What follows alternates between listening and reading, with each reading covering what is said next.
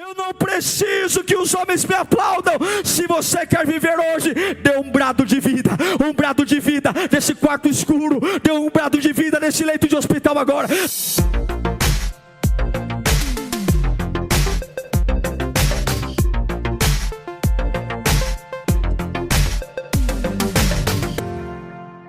Que bom ter você aqui mais uma vez. Que bom dividir a palavra de Deus com você. Quero desafiar a sua vida a avaliar a qualidade do seu grito. O que você grita? O grito é a expressão máxima da alma. Sempre gritamos, principalmente em momentos difíceis. Algo sai de nós, alguma coisa sai. E vamos usar o nosso Mestre Jesus para nos inspirar que o grito pode ser sim uma ferramenta de vida. O grito pode apontar para lugares que mudam e lugares que deformam. Que a palavra de Deus fale ao seu coração.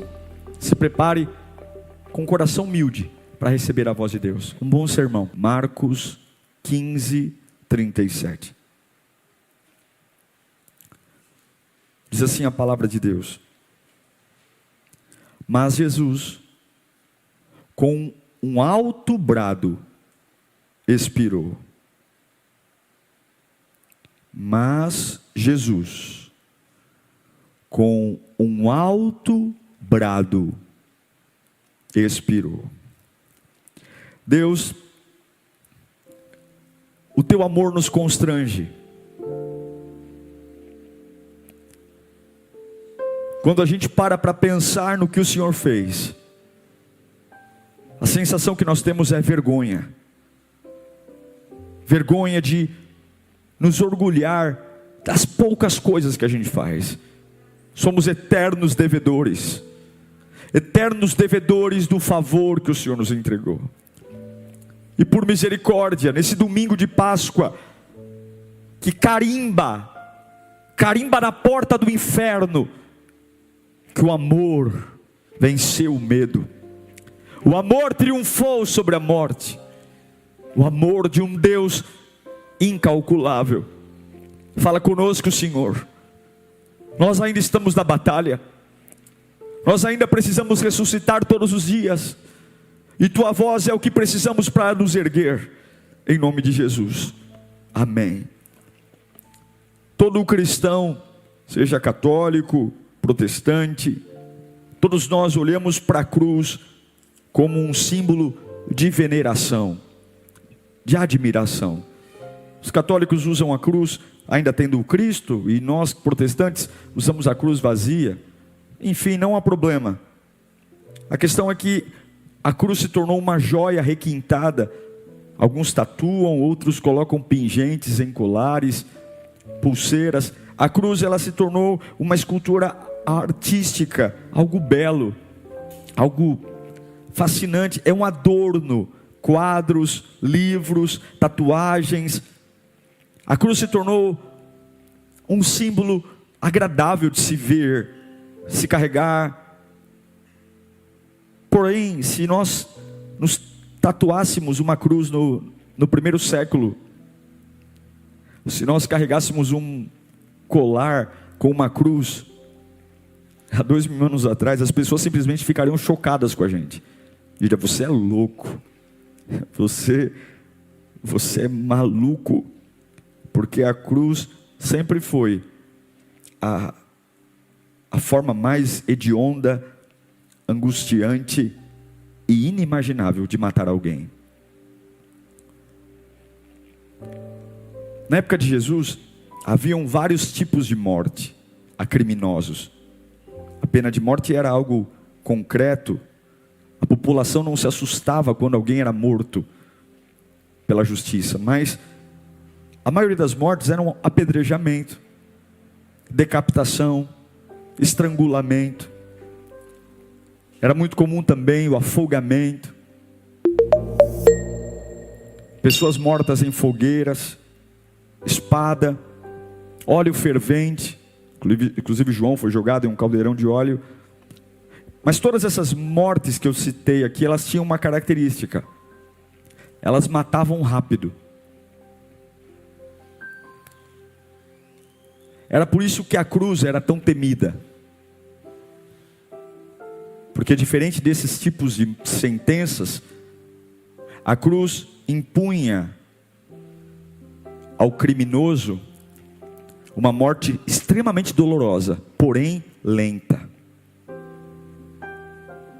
Existem relatos de pessoas que ficavam crucificados vivos por mais de 24 horas, 48 horas, agonizando, sangrando.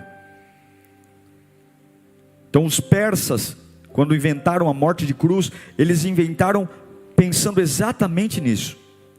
Algo que matasse aos poucos, que causasse um sofrimento extremo, um método vagaroso, doloroso, onde você pendura alguém no madeiro, tortura e expõe por um longo período de dor. A cruz, ela tinha duas funções: punir o prisioneiro num alto grau, talvez o grau mais agudo de dor e sofrimento, e o segundo era expor a agonia daquele prisioneiro, para impressionar as pessoas. Ou seja, olha, está vendo como ele está sofrendo ali? Se você repetir o que ele fez, você vai passar por isso. A cruz era um espetáculo público, inesquecível para quem vê, inesquecível. E agora os romanos escolhem a morte de cruz porque querem deixar registrado na mente de todo mundo, todos os judeus: olha, quem se aventurar a fazer o que esse Cristo está fazendo, esse é o final de vocês. A cruz era brutal, gente. A cruz era brutal.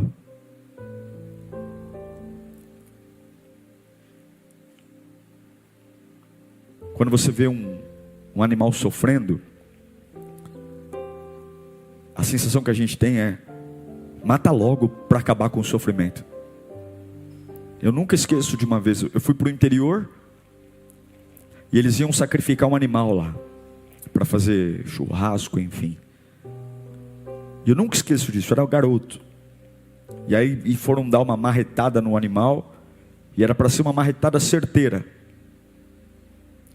Só que na hora da marretada, não foi certeira. O bicho sentiu a marretada, mas não morreu, e escapou. E todo mundo ficou desesperado. Por quê? Porque é apavorante ver alguém prestes a morrer, sofrendo, mas que não morreu ainda. Era por isso que o apedrejamento, óleo quente, decapitação, afogamento, eram mortes que dizia: o camarada sofreu, mas morreu. Agora a cruz não. A cruz era terrível. Terrível. Terrível. Saber que mesmo que tirasse a pessoa dali, ela não sobreviveria, mas também ela não morreria rápido. A pergunta é: a maioria dos prisioneiros em cruz demoravam 24 horas, 48 horas para morrer. Jesus morreu em 6 horas. 6 horas ele morreu. Até o próprio Pilatos, em Marcos 15, 44, Pilatos, ele fica admirado com a rapidez com que Jesus morre na cruz. Não precisa ser nenhum teólogo para entender por que Jesus morreu apenas em 6 horas. Porque ele chegou à cruz basicamente morto. O que ele passou, o que ele sofreu, até ser pendurado na cruz, praticamente já tinham matado. As chicotadas, as cusparadas, a dor, a vergonha, o pecado. O que um prisioneiro comum demoraria 48 horas para morrer, Jesus morre em 6 horas. Ele foi massacrado antes da cruz. Tão massacrado que ele foi incapaz de carregar a cruz. 70 quilos. Jesus foi submetido a um sofrimento emocional terrível, ao ponto de suar gotas de sangue. Passou a maioria do tempo abandonado e sozinho. E na cruz ele grita: Eloi, Eloi, lama sabachthani, ou seja, Deus meu, por que me abandonaste? O próprio pai não olha para ele. Um sofrimento emocional, descomunal, e um sofrimento espiritual. Nós não temos ideia da batalha espiritual que Jesus travou, demônios o rodeando, o pecado da humanidade sobre ele, todos os estupros, toda a pedofilia, todos os assassinatos, todas as mentiras, todos os roubos, todas as traições sobre ele, um Deus puro, perfeito, se sentindo sujo. Sabe aquilo que a gente sente logo depois de cometer um pecado? Sabe aquele sentimento de vergonha, de dizer: eu não deveria ter feito, mas fiz? Imagine o pecado de toda a humanidade, toda, até aqueles que ainda vão nascer, até aqueles que ainda vão pecar, tudo estava sobre ele, e o diabo estava lá, em pessoa, dizendo: você não vai aguentar, você sabe, você é bom com glória, você é bom com poder, você não é bom com sujeira. Jesus, estou colocando toda a sujeira em você. Sofrimento emocional, sofrimento espiritual e o sofrimento físico. E aqui eu não preciso nem citar muita coisa, desde ser esbofeteado na face por soldados, desde se manter em silêncio quando riem dele, desde taparem seus olhos e darem socos em seu rosto e depois dizer: adivinha quem foi, até colocarem lascas de ossos na ponta de chicotes e colocarem sobre suas costas, esfolando, surrando, hematomas, desidratação. Depois de esfolarem suas costas, jogarem manto de púrpura para grudarem naquelas costas abertas. Todo um preparativo emocional de verem Pilatos descendo livre Barrabás, descendo livre do pretório romano, e ele preso.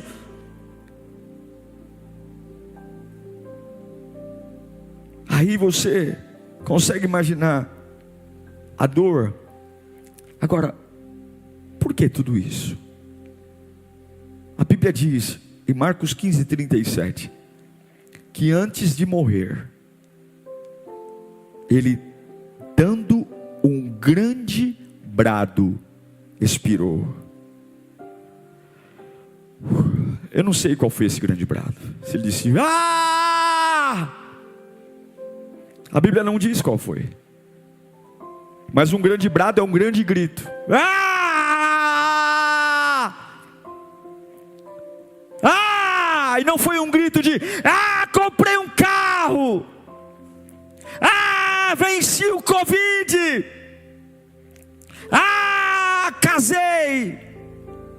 Ah, passei na faculdade. Ah, venci, paguei todas as minhas dívidas. Ah, meu ministério está triunfando. Ah, saí do aluguel. Ah, expirou e morreu. Quando nós passamos por momentos difíceis, e isso é Páscoa. Você quer viver a Páscoa? Não adianta você querer viver a ressurreição sem ser capaz de suportar a cruz. Você jamais vai ressuscitar no domingo até morrer, porque só ressuscita quem morre.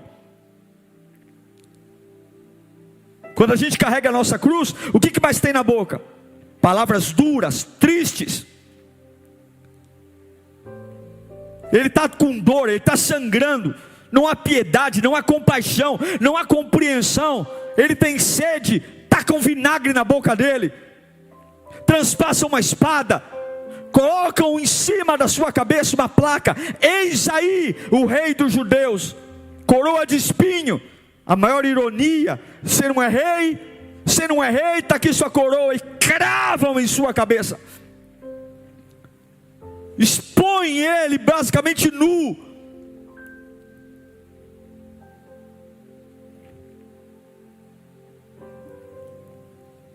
Qual é a sua cruz? Qual é a sua raiva hoje? Qual é a sua dor? E o que ele disse? na cruz? O que ele brada na cruz? Ah! O que? Sabe o que ele brada? Você quer viver Páscoa? Ele brada 23:34, Lucas. No meio do sofrimento, Lucas 23:34. Pai, perdoa-lhes, pois não sabem o que estão fazendo. Você quer viver a Páscoa verdadeira? Você quer ter o grito da vida? Eu quero vitória. Começa por perdão. Páscoa é perdão. Jesus perdoa, ama seus malfeitores, porque o amor nos leva a perdoar. Você quer ressuscitar no domingo? No meio do caos, no meio da traição, no meio da agonia, perdoe. Perdoe, porque o perdão tem mão dupla. O perdão, ele cura quem perdoa e quem se sente perdoado. O perdão é melhor do que 10 caixas de sedativo para uma alma angustiante. O perdão é melhor do que uma anestesia profunda no coração de um homem. Jesus está sangrando, sofrendo. Ele é inocente, mas ele, eu os perdoo, porque eles não sabem o que faz. Se você hoje quer viver a Páscoa, perdoe quem te ofendeu, porque senão você não é cristão.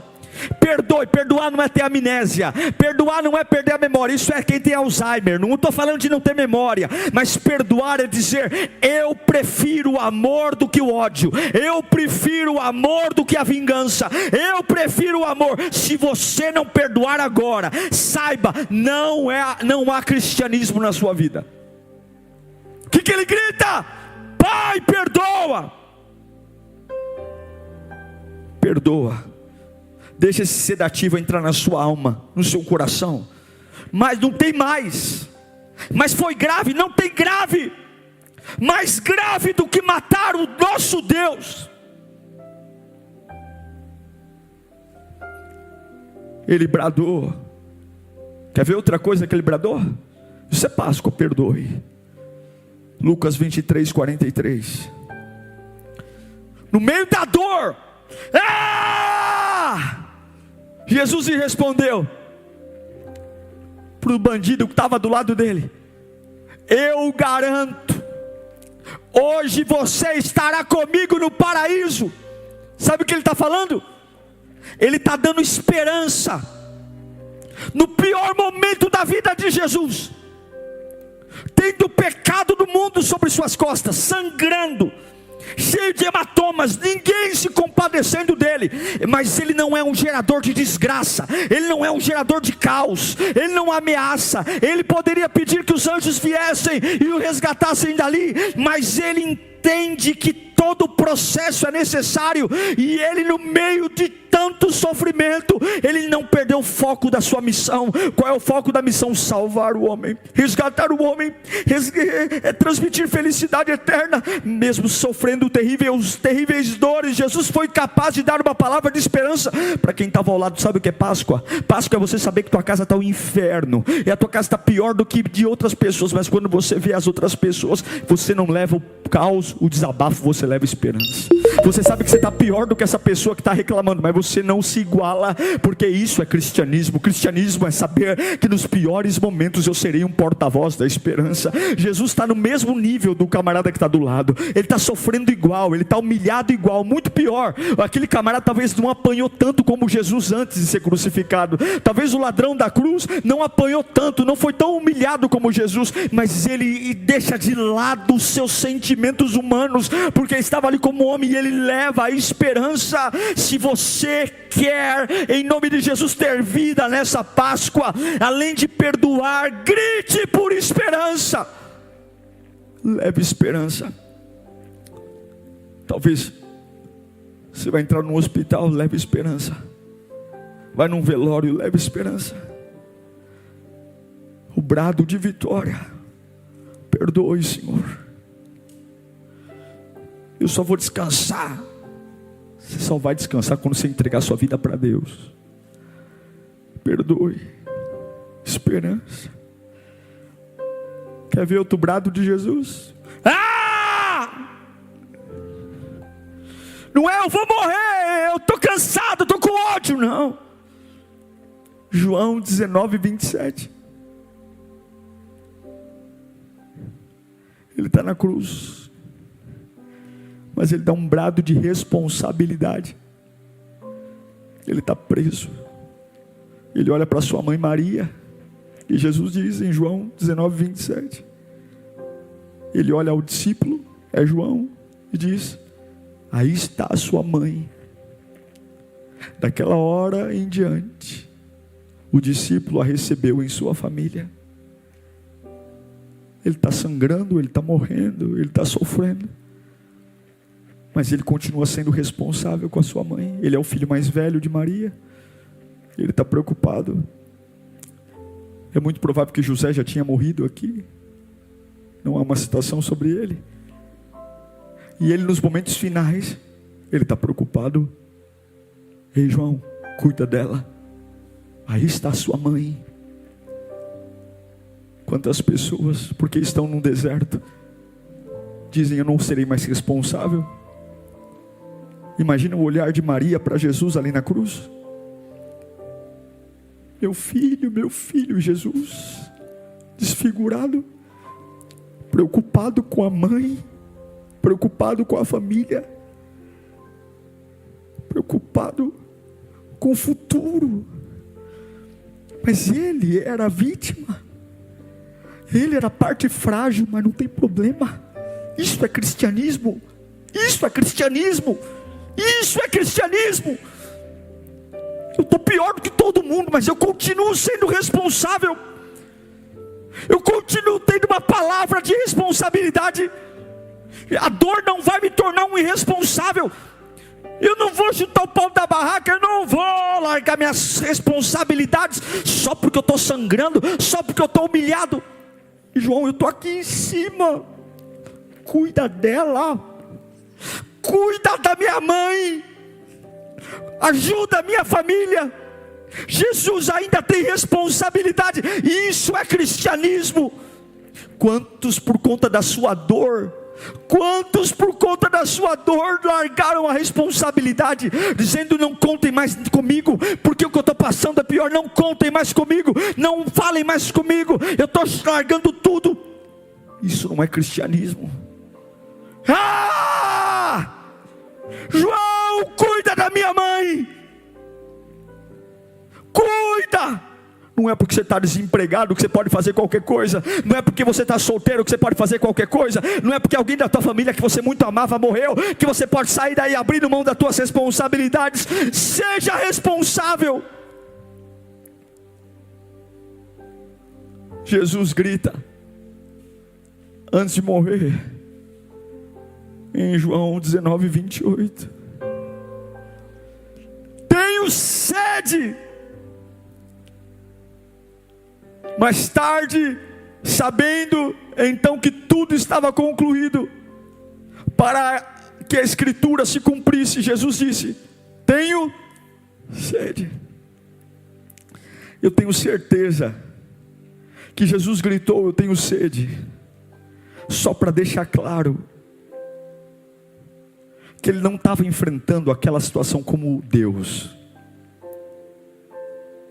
porque a sensação de sede é a prova que Jesus estava ali como homem. Sede é uma necessidade humana. Beber água é uma necessidade fisiológica. Ele perdoou. Ele levou esperança para o condenado ao lado. Ele foi responsável com a mãe no meio da dor. E ele diz: tenho sede, para provar para a humanidade que ele não estava ali como um Deus, ele estava ali como homem.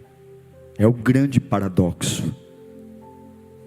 A fonte de toda a água da vida, com sede.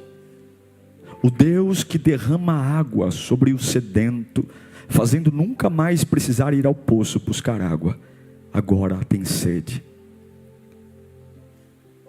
O vinagre corrosivo em sua boca, e a sede revelando um Jesus frágil, um Jesus limitado pelas necessidades humanas.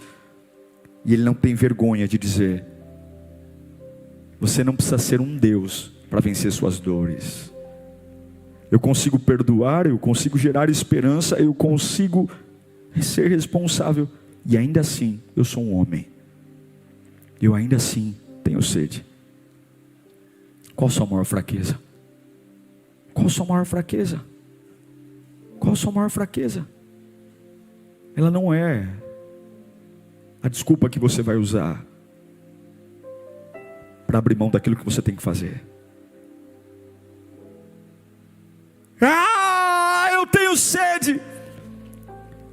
Ah, inferno, saibam que eu estou aqui como homem. Eu estou vencendo cada um dos pregos como homem. Eu estou vencendo a vergonha como homem. Eu quero te encorajar nesta manhã. Há um espírito de ressurreição nesse domingo de Páscoa. Há um espírito que triunfa sobre a morte.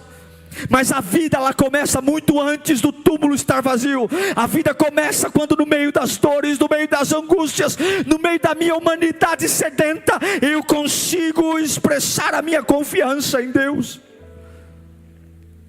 Sabe o que ele grita?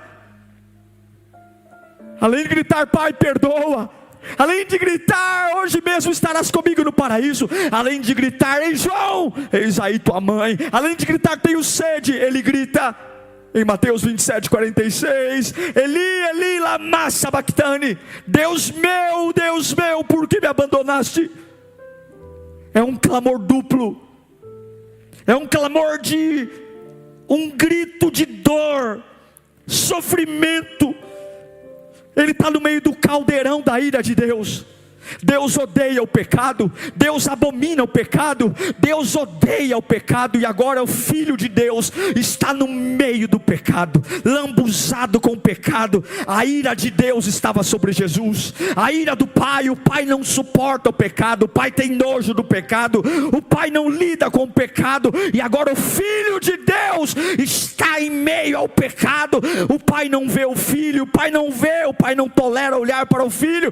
E no meio da ira de Deus, Jesus Cristo diz: Deus meu, por que me abandonaste? Aí você diz, é um grito de desabafo de Jesus, né? Jesus está desabafando. Não, Jesus não está desabafando. Jesus está citando a Bíblia. Deus meu, por que desamparaste? Jesus está citando o Salmo 22, versículo 1. Jesus está citando, ele não está desabafando, ele está citando a Bíblia. Salmo 22, 1 diz: meu Deus, por que me abandonaste? Por que estás tão longe de me salvar? Tão longe dos meus gritos de angústia? No pior momento da vida de Jesus, ele não está falando qualquer coisa, ele está citando a Bíblia, ele está citando a palavra, ele não tem nada para dizer. E aí ele grita o Salmo 22, versículo 1, porque em momentos de sacrifício, não é o que eu sinto que vai estar na minha boca, não é o que eu acho que vai estar na minha boca, é a Bíblia.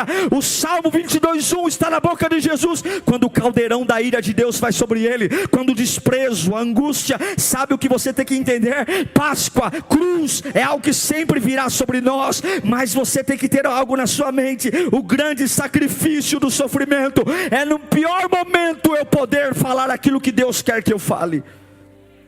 Jesus diz o Salmo 22, 1.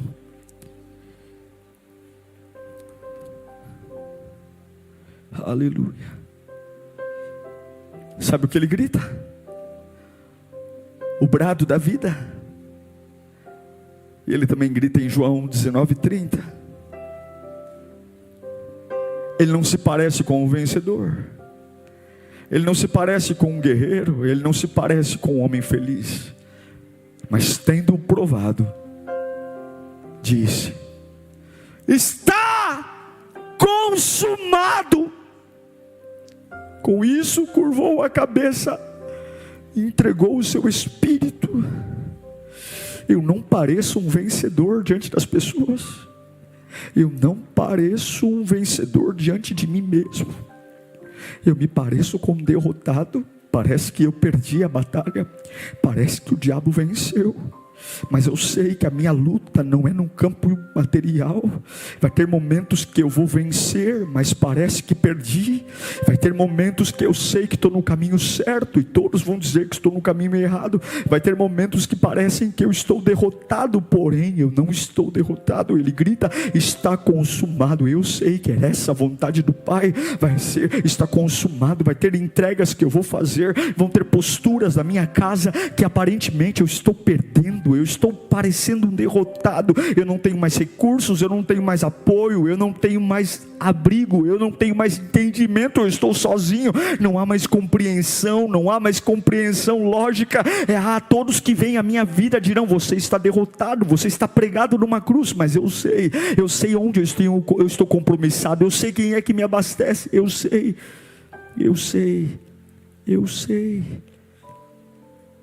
Está consumado. Tetelestai. A obra está completa. É o carimbo cuja tinta foi escrita com sangue.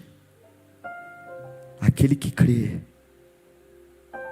como diz Paulo em Romanos 8, está livre da lei do pecado e da morte. Por que eu não estou usando droga?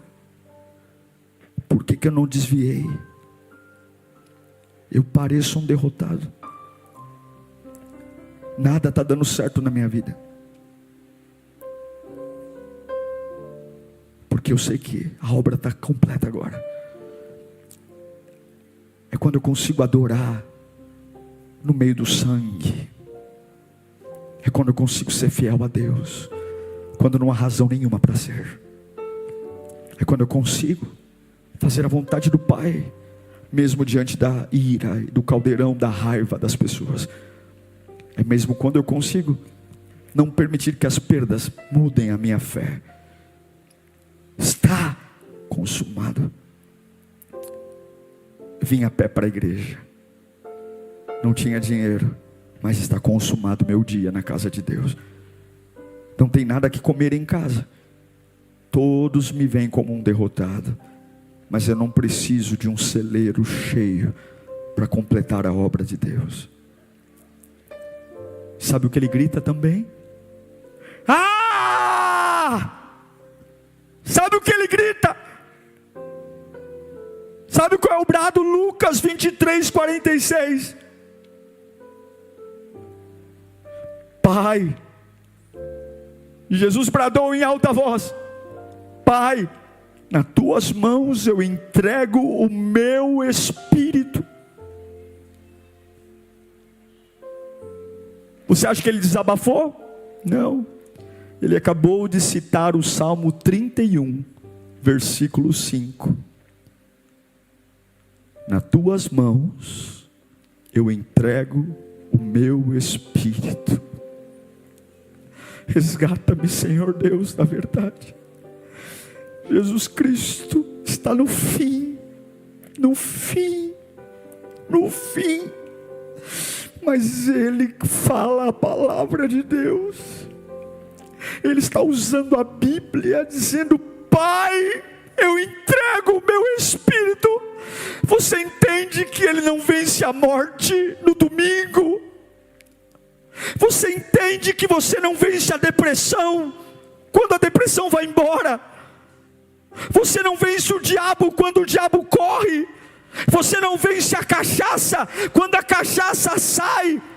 Você vence o diabo quando ele ainda está aí. Você vence o câncer quando ele ainda está no teu corpo, quando você ainda faz quimioterapia. Você não vence a traição quando as tuas emoções estão relaxadas. Você vence a traição quando a alma está pegando fogo, o coração pulsando. Você não vence as afrontas quando os adversários calam a boca. Não, você vence. Jesus não ressuscitou no domingo, Jesus ressuscitou na sexta-feira, porque todos os ataques, toda a pressão. O grito dele nunca foi: não aguento, não suporto, é demais para mim, Deus não. O grito dele foi: perdoa. O grito dele foi: hoje mesmo estarás comigo no paraíso. O grito dele sempre estava conectado com algo maior. O grito dele sempre foi com a responsabilidade: cuida da minha mãe, eu tenho sede, olha, eu sou homem aqui ainda, olha, eu estou aqui me sacrificando. Salmo 22:1. Por que me abandonaste? Não era o que ele sentia, era a palavra. Ele se entrega. É muito bom nos parecermos com a ressurreição. É muito bom gritarmos quando as coisas estão dando certo. Mas isso não é Páscoa. O brado da vida de Jesus foi antes dele morrer. Alguns estão esperando o dia da vitória e nunca vão viver o dia da vitória, porque o dia da vitória é agora. É agora. Aonde eu estiver. É agora. Aonde eu estiver. Por mais escuro que esteja, por mais deformado, eu preciso dar um brado de vitória. Em cada situação dolorosa, em cada prego, em cada cruz, ele fala: tome a sua cruz e siga-me. Se você está sendo crucificado por algo, é aí. Não é no domingo não, é aí na sexta-feira. É aí, é aí, é aí, é aí. No meio da dor que você vai dar o seu brado de vitória. No meio da dor. No meio da dor. No meio das pernas bambas. No meio da boca seca. No meio da pressão oscilando. No meio da insônia. No meio do trauma. No meio da solidão. No meio das loucuras. Eu vou gritar. Eu vou dizer que eu não sou movido pelo que sinto, mas sou movido por um plano maior do que a minha vida. Quando a minha alma disser: Deus, teu Deus não te ama. Quando tua alma disser: você é um tolo, você nunca vai sair disso. Você é um tolo, você perdeu. Você é um fraco, você não é capaz, você é limitado. Eu conheço tua trajetória. Tua mãe não conseguiu, teu pai não conseguiu, teus avós não conseguiram, você também não vai conseguir. Olha aqui, olha o que eu fiz com você. Olha aqui, preguei tuas mãos, preguei teus pés. Eu estou te humilhando. Eu afundei teu nome na lama. Eu tirei tudo de você. Quem era para te amar virou as costas. Quem era para estar ao teu lado te abandonou. Olha você sozinho aí, mas sempre haverá uma luz na escuridão. Quando você lembrar do propósito, sempre haverá uma clareira sendo acesa no meio das trevas mais densas. E você vai abrir a boca e o diabo vai dizer: agora ele vai gritar. Grita, grita, grita como um condenado. Grita, grita como um filho abandonado. Grita, grita, é isso aí. Grita como alguém que foi rejeitado do ventre. Grita, grita como um falido. Grita, grita, grita mesmo. Grita como alguém incompreendido. Grita, vai lá, grita aquele desabafo gostoso. Grita, e aí quando você pegar o ar, não tem mais quase força, mas eu vou dar o último grito. E aí você vai dizer: Pai, eu entrego a ti o meu espírito. Se eu for despejado, se eu perder, se esse câncer não sair, se a mulher não voltar para casa, se eu nunca mais ter esse emprego de volta, se o meu ministério não crescer, se eu não voltar a andar, se eu não ser curado, Pai, eu entrego a ti o meu espírito. Espírito, porque para ressuscitar eu não preciso que os homens me aplaudam. Se você quer viver hoje, dê um brado de vida nesse quarto escuro, dê um brado de vida nesse leito de hospital agora, dê um brado de vida ainda com o analgésico na veia, ainda com a morfina, ainda com o médico dizendo, acabou o que eu tinha para fazer, dê um brado de vida, ainda na sala do RH dizendo, acabou, é por justa causa, dê um brado de vida, ainda que os céus estejam enegrecidos, dê um brado de vida. Isso é Páscoa. Páscoa não é o túmulo vazio. Páscoa é aguentar a sexta-feira e não ser infiel a Deus. Páscoa é aguentar o sábado do silêncio e não voltar a olhar para o diabo e fazer aliança com ele. Páscoa é saber que eu sou a imagem e semelhança de Deus, e você não é de cristal, você não é de cristal, você é filho, você é filho, você é filho. Você pode perdoar, você pode gerar esperança, você pode ter responsabilidade, você pode lidar com a sua humanidade, você pode sacrificar, você pode se render e você pode se entregar, porque o teu Redentor está vivo. Eu espero que você seja desafiado a aprender que as coisas fora de você não precisam melhorar para você posicionar a sua fé. O grito é a expressão da alma, e a alma está conectada com muita coisa à minha volta. Pois bem, eu posso gritar por vida e não por fim. Momentos antes de dar o último suspiro, Jesus grita para o Pai e não para a morte. Que você tenha uma semana repleta de vida, gritando e bradando por aquele que nunca abandonou você. Deus te abençoe.